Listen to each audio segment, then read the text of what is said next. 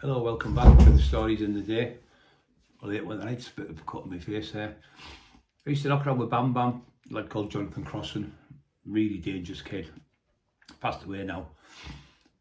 And we used to go out to the steam packet. We'd go down the town first. He used the first one to get a cosworth in the area, the 4x4 ones. There's two-wheeler ones, but he got the 4x4. So we used to go, he took me down.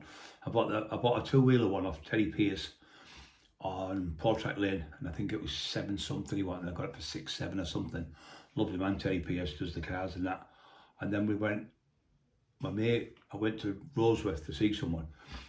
I was in the house, and two lads who were knocking around me, Angus and Paddy, got my car. And people asked me about the cosworth. So anyway, they got my car and they went for a drive, and I thought they were clever in it. And they were driving to near Portrack, because they lived that way, just Garby. It was called Garby Street. It's knocked down now. But they drove the car and it was that powerful. They tried to come around the bend about 100 miles an hour. Couldn't get it around because it was too powerful. And went straight through a wall. Smashed the car to pieces. So I went to Greythorpe. I think the Vulture's mate, I can't think his name now. He had a scrapyard and somebody had pinched a car that was wrecked. So he gave me I think I needed a clutch and I needed a couple of parts for the car anyway, so we got that. And I decided I didn't want a two-wheeler, so I sold it. And then I went and got a white one. I went down to Oxfordshire with Bam Bam. And we just got the local papers there, dead posh there. And we were going down there, having a laugh, this, that and the other. And the next minute, we've had something to eat. Went to this fish and chip shop, got something to eat. Lovely day. So we decided to get the local newspaper. So we seen in there, cosworth for sale. Oh, brilliant. So we phoned like 2 or 3 different ones anyway. They didn't sound that good.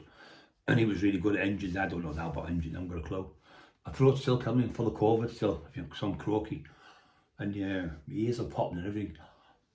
And so we goes to get the car and we went in this garage and it was getting dark now. And the bloke was there. It was a white one. It was fucking beautiful. It was a J-Reg 1992 plate. And I think it was £6,700 he wanted for it.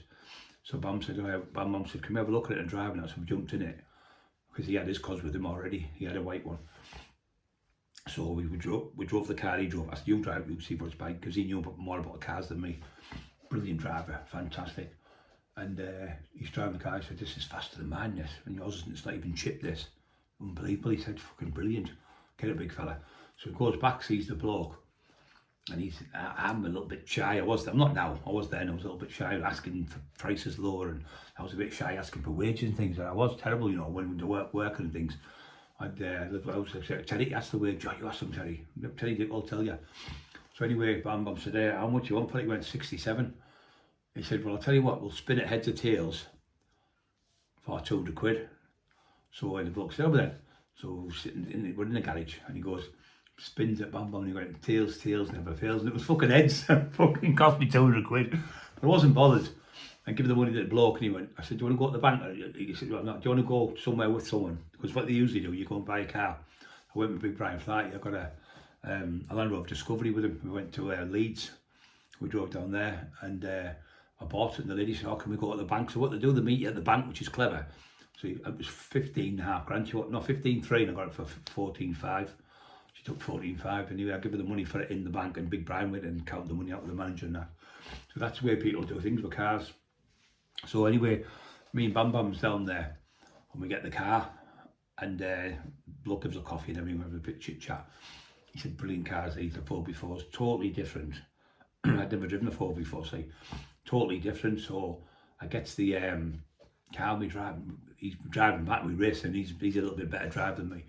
And we're going back 150 miles an hour I'm doing in the rain, pissing down, flying past cars like lunatics made them. I think I was what, 27 or something like that. I think 27, 28, something like that. Maybe a little bit more. And we're flying all the way back to Middlesbrough. He got there about 5 minutes before me because he was a little bit better driver. And then Paddy Watson, he was another one who got the cosworth. There was Roy up over the border. I think it was Roy Shaw he was called. Roy from over the, I think it was Roy Shaw they called him. No, it was the same as they are. Yeah. I'm sure it was Roy Shaw, you know, from over the border. He had one. Bandira had a cosworth. He had a dark one. And I got mine chewed up. So we all used to go rally driving up Gisborough, because the Bearbanks had the rally. They think they might still have it now. Bearbanks had it, and there were two brothers, and they used to fix cars and chip them. So I got mine done with another lad from Redcar called Adrian Horsley. He was a rally driver, only an amateur one, but he was really fucking shit hot. But to be a professional rally driver, you've got to be about 8 stone. And that's what all these were, 8, 9 stone. So anyway, they were teaching me how to do left foot brake and oversteer and handbrake turn and all this stuff. It was good fun. And then Adrian Horsley was teaching me on the tarmac stuff. And I used to go and see another bloke who used to know I had cosworth, was a lad called John Nelson. He built Porsches, and he had 2 lads who were drivers. He said, oh, because it was like a full group N rally car on the road. He had everything done. It had the actuators changed, had the struts changed. I had a strut bar cross like strengthener. It had Yokohama tyres. Had TSW wheels from America. It had the green. I think you have green ones. The fuel injection we changed to another colour. I think it was grey, if I'm right, or it was grey or green or whatever. We changed them over, so the more fuel you get through the fast. I think it only did about 22 miles a gallon, and we changed it with a variable boost on it. We had everything done on it. It was fucking flying machine. So yeah, that's the Cosworth. And then I got another one. I had the magenta red one I taxed off someone, and then I had another white one which I took off another bodybuilder. I was being clever. I was wanting to try and tax my friends in a tax. Anyway, I took the Cosworth off him, so I had that one. It was a Q Reg Cosworth. That was a good car as well, but it wasn't as good as the other one. And one of them, the one I was telling you about, the white one we got from Oxford, I got stolen. I only had it a week, and some kids broke in the window. I blamed Jimmy Cranston.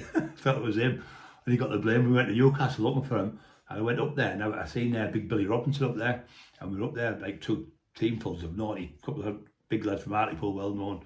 And there was a lad called Les from up there, who was a really good lad. And he was a little lad, but he knew everyone, so we went on these houses, but it wasn't them. And I never ever got to the bottom of the car, but I bought the actuators and all the stuff to put on, all the gear. And I had $2,000 on me mantelpiece, and they broke in my house. And I heard the noise, like the creaking on the window. And I thought it was the woman next door coming in. It was about 11 o'clock, and I was like knackered in bed. I went, there's noise you can't wear. But 2 kids broke in, pinched it. I looked out, I seen them. Anyway, they got away in the car, and then I was looking for the car all over, but I never got it back, so I lost the car. But yeah, he was a good lad. Don't forget to push the like buttons. It does the trolls heads in. The other day we got 240 likes in one day, so it's marvellous. More to come.